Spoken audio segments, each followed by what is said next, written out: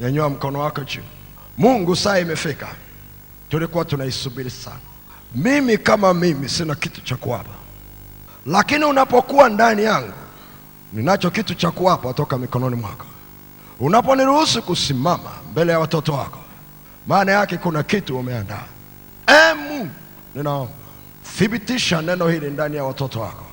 Peke yako ndiye unaweza ukalithibitisha neno lako. Hatuna namna ya kukutetea. Tunaweza tukakutetea kwa maneno, lakini kama haupo kujitetea, kuna mahali hatuwezi kukutetea. Mungu, hatuna namna ambavyo tunaweza tukaleta kwa jinsi ya mwili mambo yaliyofanyika pale msalabani yakatokea katika miaka hii ya sasa, na tukajua kabisa ya kwamba wewe uko hai, haujabadilika, ni yeye yule jana na leo na hata milele, kama hutajidhihirisha katikati yetu. Hatukuja hapa kwa sababu hatuna kazi zingine za kufanya. Tumekuja hapa kwa sababu ya divine appointment. Ni mwaliko wako mwenyewe. Umetualika hapa, Bwana, tuweze kukutana na wewe. Mungu, ninaomba. Mungu, ninaomba. Kama kuna moyo wa mtu, kama kuna jicho la mtu lilikuja hapa likitegemea msaada wa mwanadamu, lilikuja hapa likitegemea kukutana na mwanadamu, geuza hilo jicho, geuza huo moyo, ukutazame wewe peke yako, peke yako, peke yako. Maana uko katikati yetu upate kujidhihirisha, kwa jina la Yesu Kristo wa Nazareti, kwa jina la Yesu Kristo wa Nazareti.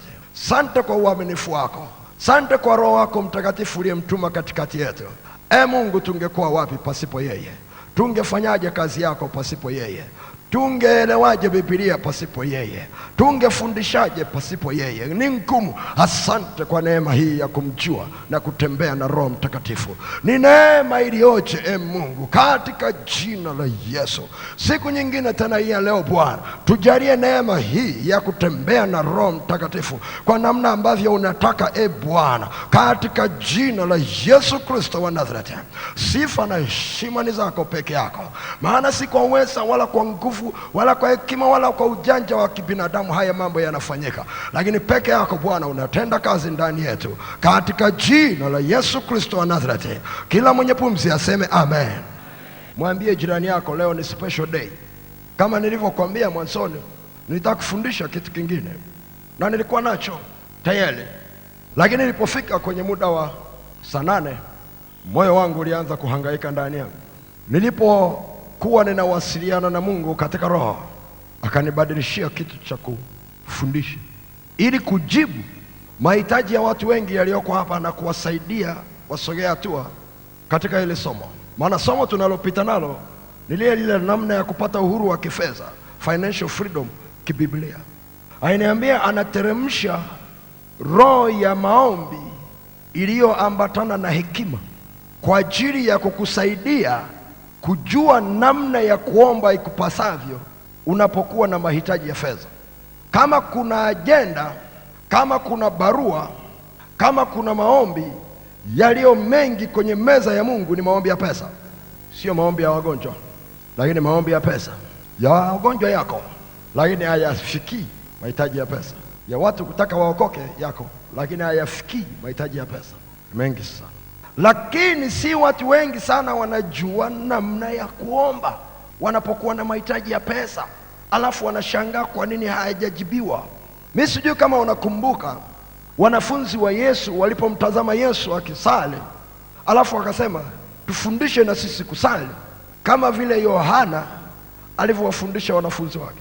Yohana aliwafundisha wanafunzi wake kusali, lakini sio staili ambayo Yesu aliwafundisha wanafunzi wake kusali. Sijui Yohana aliwafundishaje wanafunzi wake, lakini najua Yesu alichofundisha. Lakini walichokuwa wanatafuta wao si kwamba waombe kama vile Yohana alivyowafundisha wanafunzi wa Yohana kuomba, lakini walikuwa wanatafuta siri na msaada wa kuomba. Kwa nini nakueleza kitu cha namna hii?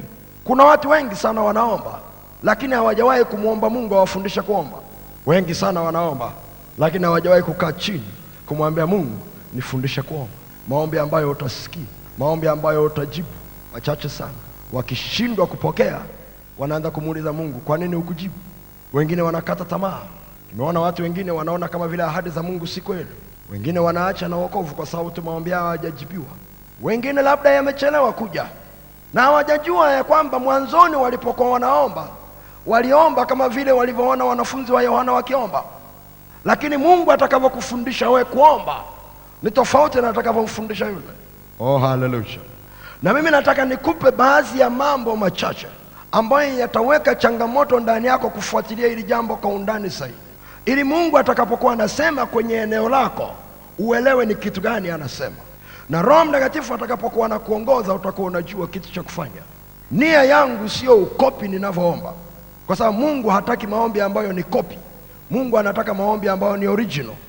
Oh, haleluya, haleluya, haleluya. Sasa wacha nikueleze baadhi ya mambo machache, na nitakapokuwa ninazungumza hapa, ule upako utaanza kuteremka, na kule mwishoni tutakwenda kuomba kwa kila mtu anayetaka. Mungu amesema kwa kila mtu anayetaka. Hii si roho ya maombi tu ya kawaida, ni roho ya maombi ambayo inakujaza hekima ndani yako kuomba juu ya masuala ya mahitaji yako ya fedha kwa namna ambavyo Mungu atajibu kirahisi. Oh, haleluya. Jambo la kwanza, omba Mungu akupe mpango wake. Omba Mungu akupe mpango wake, lakini wakati uko tayari kutekeleza mpango wake. Omba Mungu akupe mpango wake wa namna ya kupata pesa. Kumbuka somo letu ni mambo ya fedha. Omba Mungu akupe mpango wake wa namna ya kupata pesa, lakini wakati wewe uko tayari kutekeleza mpango wake. Maana kama hauko tayari kutekeleza mpango wake, usiombe Mungu akupe mpango wake. Hakuna sababu. Yeremia 29 mstari wa 11 anasema, ninayajua mawazo ninayowazia nyinyi, asema Bwana, ni mawazo ya amani wala si ya mabaya, kuwapa ninyi tumaini siku zenu za mwisho. Tafsiri nyingine anasema, ninajua mpango niliowapangia ninyi, asema Bwana, ni mpango wa mafanikio na sio mpango wa kutokuwafanikisha. Kwa sababu amani, tafsiri iliyotafsiriwa nyingine pale ni prosperity, mafanikio, kuwapa ninyi tumaini siku zenu za mwisho. Bwana Yesu asifiwe. Kama ukifikiri kama mimi, ni rahisi sana kujiuliza, kama Mungu anao mpango kwa ajili yangu na anaujua, sina sababu ya kubuni wa kwangu. Unanisikia ninachosema? Kama Mungu anao mpango wa kunifanikisha, kuna sababu gani ya mimi kubuni? Kazi yangu mimi ni kwenda kuomba Mungu anipe huo mpango. Lakini kama hauko tayari kubadilika, if you are not ready for changes, siombe mpango wa Mungu. Isaya 55 mstari ule wa 8 na wa 9 anasema, mawazo yangu sio mawazo yenu, njia zangu sio njia zenu. Mawazo yake yako juu sana kuliko yako yetu, njia zake ziko juu sana kuliko zako yetu. Mawazo yake maana yake mipango yake sio mipango yetu. Njia maana yake strategies, mikakati ya kutekeleza hiyo mipango, sio mikakati yetu. Mungu akikupa mpango wake, anakupa na mkakati wake wa kutekeleza mpango wake. Huwezi ukapokea mpango wa Mungu alafu utekeleze kwa mkakati wako. It won't work. Haiwezi kufanya kazi. Mungu akikuteremshia mpango, uwe na uhakika inakuja na package nzima ya mkakati wa namna ya kutekeleza. Ndio maana lazima uwe mwangalifu, kwa sababu utakapoomba mpango wa Mungu udhihirike katika maisha yako, kama hauko tayari kubadilika, ninakuomba usiombe. Maana tunapozungumza juu ya masuala ya pesa kibiblia, hatutanii. Mungu anaweza kukufanikisha kifedha kibiblia, lakini kwa mpango wake. Jana nilikuonyesha njia mbalimbali hapa za jinsi ambavyo Biblia imeweka wazi kwamba mapato yanaweza kupatikana, lakini ya kwako ni ipi? Huwezi ukabuni mpango kwa kuiga watu wa duniani, sawa, lakini kwa aliye ndani ya Kristo ana position yake, ana nafasi yake. Oh, glory to God. Oh, glory to God. Kwa sababu utakapoomba namna hiyo, Mungu anaweza akabadilisha mpango ulio nao, na kama hauko tayari kubadilika kwenye mpango ulio nao, utakataa. Mungu anaweza akakuletea mpango mpya ambao haujauzoea, na kwa sababu haujauzoea, hujajua namna ya kupita hapo, na kwa sababu ni kitu kipya, unakikataa. Badala ya kumuuliza Mungu, ninapitaje hapa? Lakini wewe ndani yako, kwa sababu hujakizoea, unakikataa. Labda niseme hivi, Biblia ni ile ile, lakini mazingira ambayo Biblia inafanya kazi ndani yake yanabadilika. Kwa nini Biblia haibadiliki? kwa sababu maneno yaliyowekwa ndani ya Biblia yanaweza yakafanya kazi kwenye mazingira yoyote, katika kipindi chochote kile Mungu alichotuwekea hapa. Unachohitaji ni hekima, namna ya kuchukua ule mstari kwenye Biblia na kutembea nao. Oh, haleluya, haleluya. Unaweza kwa mfano ukaomba, Mungu naomba nijue mpango wako, ukakuta ndani yako anakurudisha kufanya kitu ambacho ulikiacha, au anakurudisha mahali ambapo ulikuwa umeacha kazi, au ulikuwa umefukuzwa kazi. Sasa ndani yako kama hujawa tayari, huwezi rudi. Unasema Mwakasege, unasemaje? Sikiliza, Yesu alipozaliwa hakuzaliwa Misri, alizaliwa Israeli. Lakini mazingira yaliyokuweko Israeli wakati ule hayakuruhusu baba yake na mama yake wakae. Wakateremkiwa na kupewa ujumbe na malaika waende Misri. Wakakaa Misri, lakini kwa kipindi. Kilipofika kipindi wakarudishwa Israeli. Unaweza ukarudishwa mahali. Sasa ndani yako kama uliondolewa kwa mikwara na Herode, na nafsi yako imeumia, malaika akikutokea usiku akisema sasa ni saa yako ya kurudi, unasema siendi. Ndio maana ninakwambia, kama hauko tayari kutekeleza mpango wa Mungu, usiombe hiki kipengele. Oh, haleluya, haleluya. Mungu anaweza kukuambia rudi kwenye ile biashara uliyopata hasara mara ya kwanza, unasema siwezi kurudia. Lakini ni kwa sababu hujui ni kwa nini Mungu anasema rudi. Oh, glory to God, glory to God. Unisikilize tena, na kama una malengo ya kimungu, usihangaike kuomba mpango, kwa sababu Mungu hawezi kupa. Mpango wa Mungu ni kwa ajili ya kutekeleza malengo ya kimungu katika maisha yako. Huwezi ukawa unatekeleza malengo ya dini yako unategemea Mungu akupe mpango wake. Hakupi. Lazima dini iwe na mpango wake. Huwezi ukawa unatekeleza malengo ya familia yako badala ya kutekeleza malengo ya Mungu kwa ajili ya familia yako, alafu unategemea Mungu akupe mpango wa kutekeleza. Asikupa. Daudi akiisha kulitumikia shauri la Bwana, Matendo ya Mitume 13:36 nasema, akiisha kulitumikia shauri la Bwana, kusudi la Bwana, alilala pamoja na baba zake. Daudi hakulitumikia shauri la baba yake Yese, pamoja na kwamba kwa yeye kuwa mfalme familia yake na yeye ilifaidi. Daudi hakulishughulikia shauri la wana wa Israeli, pamoja na kwamba kwa yeye kusimama kwenye kusudi la Mungu Israeli ilifaidi. Mnanisikia ninachosema? Kusudi la Mungu is the highest purpose. Ni kusudi la juu kuliko makusudi mengine yoyote. Ukiweza ukajua kusudi la Mungu kwa ajili ya familia yako, inazidi makusudi yote ambayo familia inaweza kawa nayo. Maana yake ukisimama kwenye kusudi la Mungu, uwe na uhakika mambo mengine yote mtazidishiwa. Ndio maana anasema utafuteni kwanza ufalme wake na haki yake, na hayo mengine mtazidishiwa. Maana yake tafuta kwanza kusudi la Mungu mahali, haya mengine itakuwa rahisi. Ndipo inakuwa rahisi Mungu kukupa mpango wake. Oh, glory to God.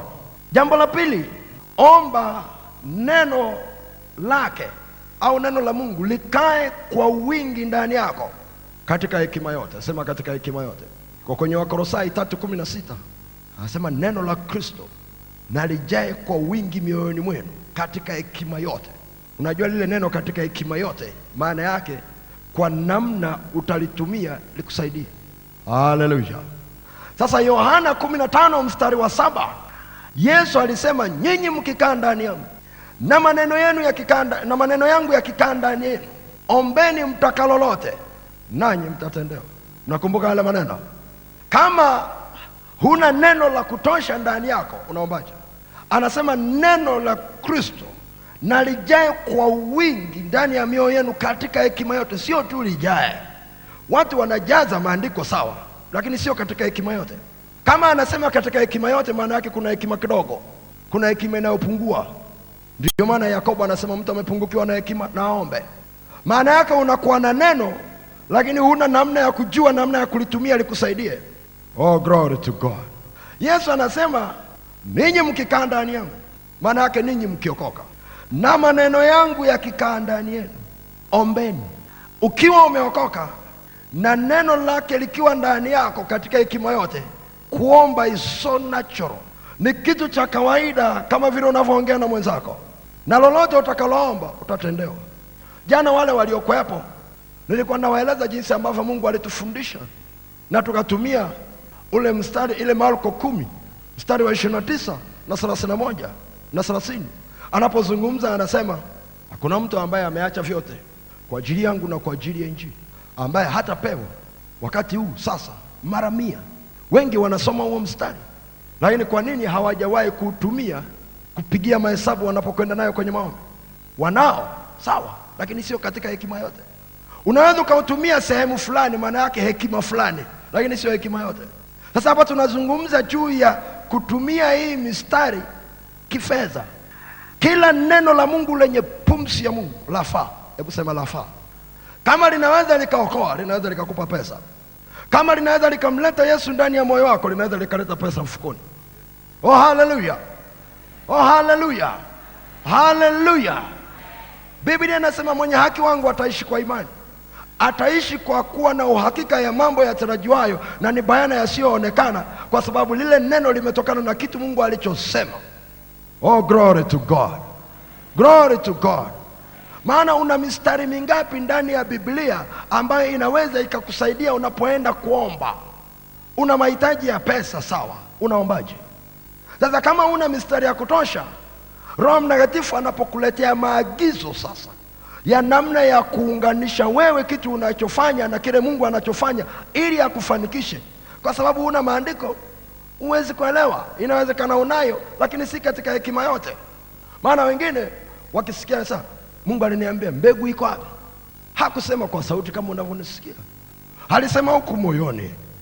Ilipokuja namna hiyo na mistari hiyo ikapangana ndani yangu, ya Marko ikapangana, Wakorintho wa pili ile sura ya 9 mstari wa 6 ukaingia ndani. Ile hekima Mungu aliyoweka ikachanganya ile mistari, nikajua kitu anachotaka, nikapiga mahesabu haraka na nikatekeleza kile alichotaka. Na nikitekeleza kile anachotaka nikiomba, nina uhakika Mungu anajibu, maana ndicho alichosema. Mkikaa ndani yangu na maneno yangu yakikaa ndani yenu, ombeni nanyi mtapewa. Huna namna ya kukosa. Ikichelewa unasubiri, kwa sababu hakuna namna ambavyo unasema hii sipati, labda akwambie sikupi na akueleze na sababu. Oh haleluya, haleluya. Kwa hiyo unapojifunza kuomba, jifunze kumwambia Mungu, ninaomba neno lako lijae kwa wingi. Sasa litaka kujaa kwa wingi, lazima lijae kwa wingi. Labda nikupe kwa mfano hivi. Ukitaka kujaza maharage kwa wingi tumboni mwako unafanyaje? Unakula, si ndio? Wakati una meza mengine yako mdomoni. Uwezi ukachukua maharage ukawa unayatazama yamekaa mezani, unasema nyinyi maharage mwe wengi sana tumboni. Haviendi. Lazima yaingie, na kabla hayajafika mezani, kabla hayajafika mdomoni, lazima uyatafute. Na ili uweze kula, lazima utenge muda wa kula vizuri. Watu wanatamani sana neno la Mungu lijae kwa wingi ndani yao, lakini hawana muda wa kusoma Biblia. Wakisoma Biblia wanasoma kijumla jumla, hawaendi so specific kumwambia Mungu, shida yangu ni pesa. Sio shida ya kuokoka, nimeshaokoka, shida yangu ni pesa. Ninaomba ule upako unimulikie mistari niielewe kipesa. Biblia inasema tafuta nawe utaona. Oh glory to God, glory to God. Jifunze kuomba namna, ndio maana ya hekima yote. Utasoma Biblia kwa sura nyingine, na Mungu atakuletea na vitabu vya watumishi wengine na mahubiri ya watumishi wengine ambao Mungu amekwisha wafunulia tayari juu ya hilo eneo, ili wewe usihangaike tena kuanza kufukua mahali ambapo tayari wengine wamefukua. Umewahi kufikiri kama kila mtu angekuwa anaambiwa akifika Dar es Salaam atafute maji yake mwenyewe? Kuna wengine wanafaidi maji ambayo kuna watu waliingia hii Dar es Salaam miaka mingi sana, wakaenda mpaka Ruvu, wakapima na kila kitu, wakaona hapa tukileta haya maji mpaka Dar es Salaam yanaweza kufika. Huwezi kujua gharama walioingia mpaka kufikisha hapa, lakini yakikatika tu kidogo nasema kwa nini sijui maji yamekatika, hii sijui serikali inafanyaje. Lakini wewe hujui kilichotokea kule. Kama unafikiri natania, angalia watu wanaolalamika juu ya chakula ambacho hakijaiva, utajua ya kwamba sio wapishi, kwa sababu hawajui maana yake nini kuungua jikoni. Unisikilize, mtumishi yote wa Mungu ambaye anajua maana yake nini kukaa kwenye magoti na kutafuta neno la Mungu na kutafuta chakula, kuchukua hii Biblia kuibadilisha ndani ya moyo wako itoke chakula, fine food. Huwezi ukamcheka mwenzako akikaa kwenye madhabahu wakati anapata shida, utamwombea, kwa sababu sio kitu cha mchezo kukaa chini. Wote wanasoma hii Biblia, lakini si kila mtu anatoka na chakula. Wote wanasoma Biblia, lakini si kila mtu anatoka na ujumbe bwana. Sio wote wanaosoma Biblia wanatoka na dawa ndani ya Biblia. Wasomaji wa Biblia ni wengi sana, lakini si kila mtu anapata kitu. Kuna gharama ya kukaa mbele za Mungu uanze kusoma. Lazima uondoe ile hali yako ya ubinadamu na ya kujiona ya namna gani. Maana Mungu anaweza akasema nawe kwa namna nyingine. Anaweza akatumia mtumishi ambaye sio wa dini yako wala sio la dhehebu lako wala hakubatizwa kwa staili ya kwako, lakini ufunuo wa Mungu uko ndani yake. Wewe kama dini yako inakuzuia, unaweza usipate msaada. Oh haleluya, oh haleluya. Inapofika kwenye Biblia, Biblia haina dini, haina dhehebu. Oh haleluya. Mungu anaweza akatumia watu ambao hata hawajui wanasali wapi. Kwani hivi vitabu tunavyonunua kwenye maduka na tunaona vikitusaidia, hao watu tunawajua wanasali wapi? Tunajua mchungaji wao ni nani? Tunajua kama walianguka kwenye dhambi au hawakuanguka kwenye dhambi? Hatujui. Sisi tunalenga nini? Posho. Oh haleluya. Saa ingine unaletewa kitabu, sio kila kitu kilichoko kule ndani kiko sawa sawa, lakini kiko kilichoko sawa sawa. Oh haleluya. Oh, Roho Mtakatifu kama unakaa naye ndani yako vizuri, atajua namna ya kukuchambulia kilicho sawa sawa ukichukue. Kila ambacho ameandika cha kidini chake unakiacha hapo hapo. Kwani unagombana naye ni? Haleluya. Niseme la tatu. Omba uone kwa macho ya ndani. Omba uone kwa macho ya ndani ili uweze kuwa na amani ya Mungu ya kukusaidia kuamua maamuzi muhimu yatakayogusa hali yako ya kifedha. Ngoja nirudie tena. Omba uone kwa macho ya ndani ili uweze kuwa na amani ya Mungu ya kukusaidia kuamua maamuzi muhimu yatakayogusa hali yako ya kifedha. Waefeso ile sura ya kwanza ule mstari wa 17 mpaka 23 ni maombi yako mazuri sana pale, lakini nataka kusema tu mstari labda michache. Ukipata nafasi ifuatilie yote, itakusaidia. Ni sala Paulo aliomba katika Roho Mtakatifu. Ule mstari wa 17 anasema, Mungu wa Bwana wetu Yesu Kristo Baba wa utukufu awape ninyi roho ya hekima na ya ufunuo katika kumjua yeye. Macho ya mioyo yenu yatiwe nuru, mjue tumaini la mwito wake jinsi lilivyo, na utajiri wa utukufu wa urithi wake katika watakatifu jinsi ulivyo. Kwa lugha nyingine, kama macho yako ya ndani hayajafunuliwa urithi wa watakatifu, utajiri wa utukufu wake, huwezi kuona. Ngoja nirudie tena. Kama macho yako ya ndani, ni Waefeso sura ya kwanza, wale ambao hawakuandika, Waefeso sura ya kwanza kuanzia mstari wa 17 mpaka 23. Paulo anaomba, anasema macho ya mioyo yenu yatiwe nuru, kwa sababu najua mtu ni 2 in 1. Roho yake na nafsi yake, Biblia inaitwa utu wa ndani, inamuita mtu wa ndani. Mwili wake inaitwa mtu wa nje. Yule mtu wa ndani ana macho, yule mtu wa ndani ana mdomo, anakula. Mtu hataishi kwa mkate tu, bali kwa kila neno linalotoka katika kinywa cha Mungu. Mtu wa ndani anatembea, ndio maana anasema hatuendi kwa kuona bali kwa imani. Mtu wa ndani huwa anashika, ndio maana Biblia inasema shika sana ulicho nacho. Mtu wa ndani huwa anakufa, ndio maana Biblia inasema usiogope ambaye anaweza kaua mwili tu, lakini ogopa yule ambaye anaweza kaua vyote viwili. Oh haleluya.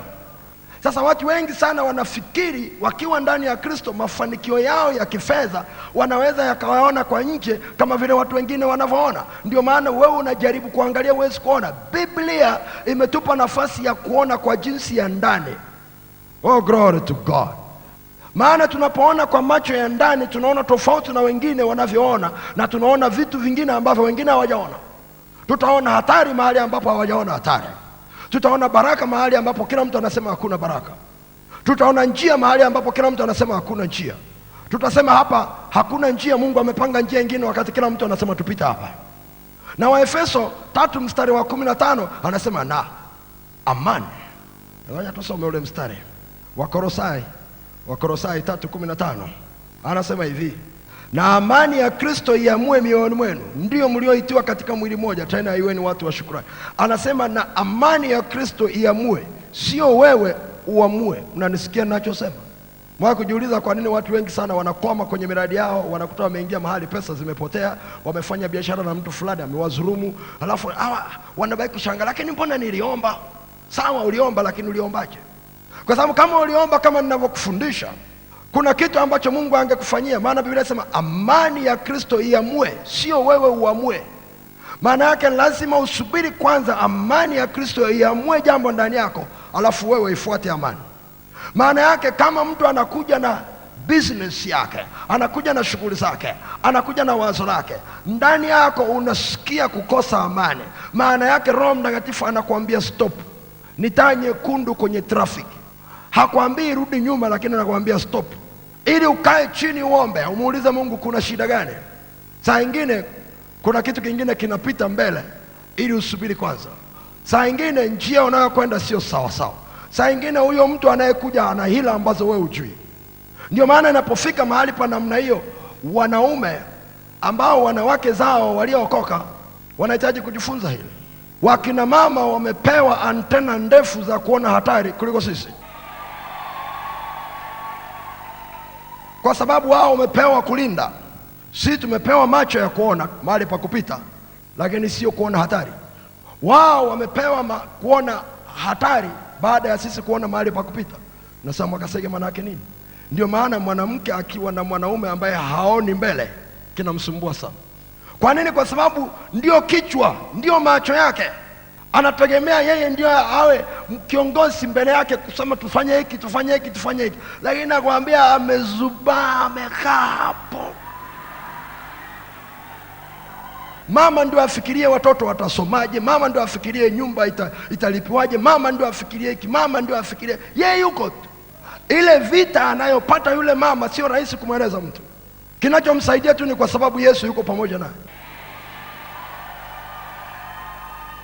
Lakini katika utaratibu wa kimungu, Mungu anataka mwanaume aone njia, mwanamke aone hatari njiani. Na ili wafanye kazi kwa pamoja, mwanaume asije akasema mimi nitaenda peke yangu. Akienda peke yake hawezi kuona hatari. Ndio maana mwanamke anaweza akaja akaingia ofisini kwako akamwona mtu, alafu unaona tu sura yake imebadilika. Anatoka polepole mkiwa wawili, baadaye anakuuliza yule alikuwa nani? Unasema kwa kweli alikuja, tunataka kufanya naye biashara na nini. Anakuambia mimi sisikii naye vizuri. Unauliza kwani unamfahamu? Sasa simfahamu. Sasa ana shida gani? Kwanza ana pesa nyingi sana, si unaona biashara yetu inahitaji mtaji mkubwa. Yule mama anasema kwa kweli hata ukiniuliza hata mimi sijui, ila sina amani naye. Mimi ningekushauri labda tuliombee kwanza kabla hujaingia mkataba naye, au muache kwanza. Sasa wewe unaweza ukasema wanawake bwana wamezidi, ndio maana vitu vingine haifai kuambia. Unaanza kunyamaza.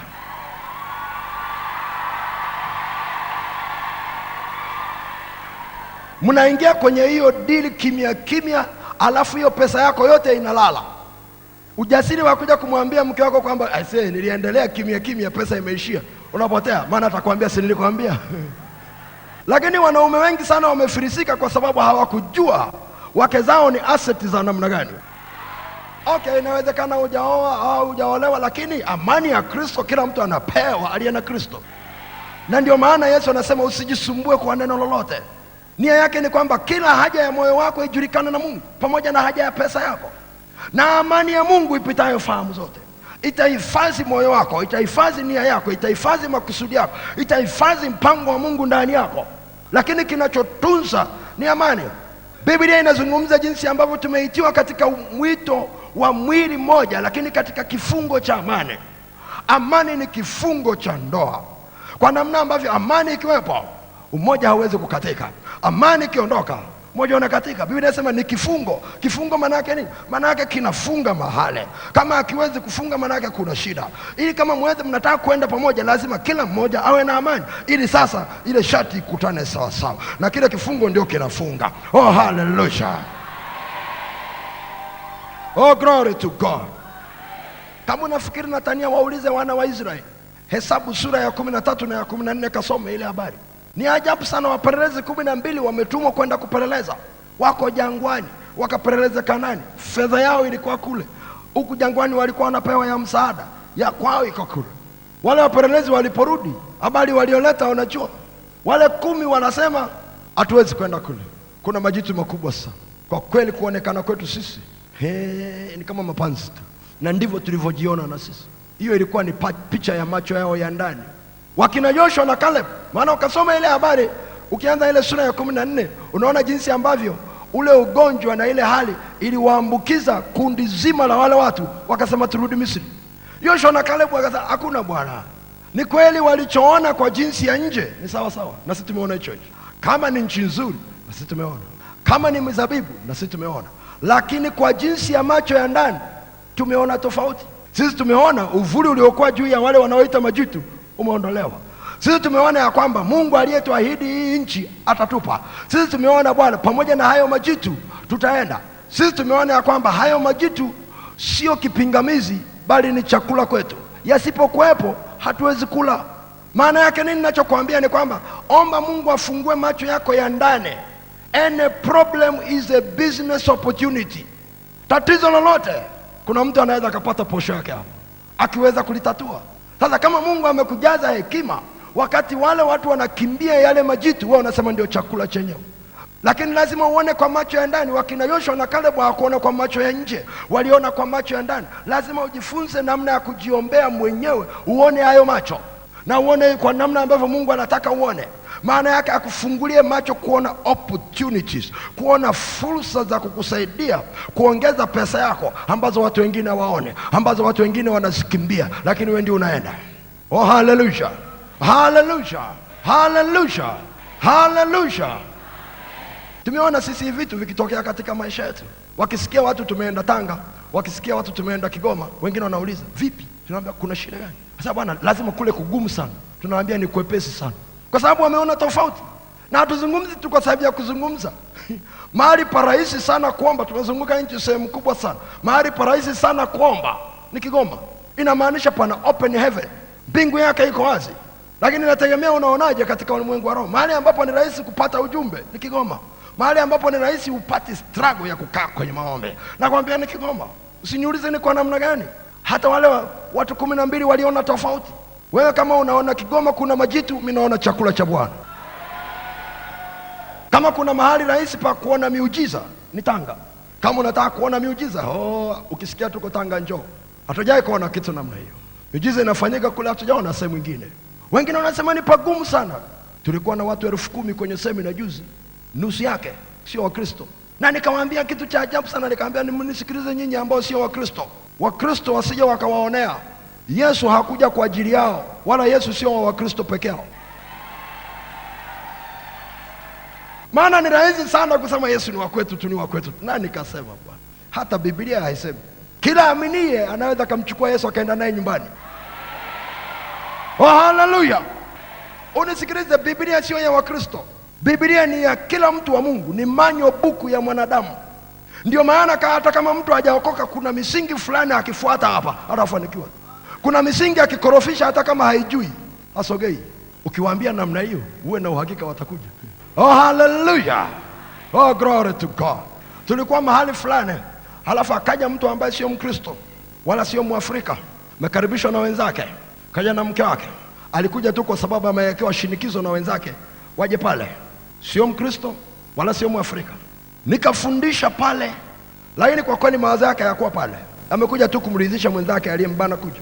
Kufika kule mwishoni nikasema kwa kweli, kwa sababu nafahamu wengi huwa mnapata shida ya kufika kwenye semina, kazi zenu ni nyingi. Tuna maombi ya box kule. Hebu weka maombi hapa, kama kuna mtu ana shida yoyote tutakuombea. Wakaandika. Tukafanya yale maombi, sisi tukaondoka. Mwaka huu tukarudi hilo eneo. Na kwa sasa imeshapita miaka 2. Walipofanya kitu kama hicho, yule mtu akaja tena. Na watu wakawa wanashuhudia vitu Mungu alivyowatendea huko nyuma. Yeye akupata nafasi. Tulipomaliza akanifuata akaniambia, ndugu, pamoja kwamba sikupata nafasi ya kushuhudia, nikiondoka na hili nitajisikia vibaya. Akasema nilipokuja ile wakati ule ulipokuwa unatufundisha, kweli nilikusikiliza, lakini kwa kweli nilikuja tu kwa sababu ya kumridhisha mwenzangu. Lakini uliposema yale maombi nikaandika. Niliandika tu kwa kweli kwa sababu umesema. Lakini si kitu nilikitarajia sana kwamba kitafanyika. Alikuwa na mtoto wake ambaye alikuwa anaumwa. Na kila Jumamosi, sasa sitaki kutaja hata uone mkoa ni upi, kila Jumamosi alikuwa anahakikisha yuko Dar es Salaam kwa ajili ya kumleta kwa ajili ya matibabu, na amrudishe Jumapili au Jumatatu asubuhi sana tayari kwa shule. Kila Jumamosi, miezi 6 amefanya tripu za namna hiyo. Mtoto hakupona. Anasema alipoweka mahitaji yake kwenye box, sisi hata hatukujua kwamba ana hiyo shida. Anasema wiki ile shida ikaisha na yule mtoto hajaugua tena. Tulipoonana naye mwaka huu, ilikuwa ni mwaka wa 2, yule mtoto hajapata shida. sio Mkristo, sio Mwafrika, amekuja pale kwa kulazimishwa, ameweka maombi, haamini, Mungu akaamua kumfanyia. Oh, haleluya. Lakini sasa akaniambia kitu kingine ulichosema leo kimenifurahisha sana, maana nilikuwa sasa ninawazaje mimi sasa ni dini nyingine, huyu Yesu mnayemsema nitampataje?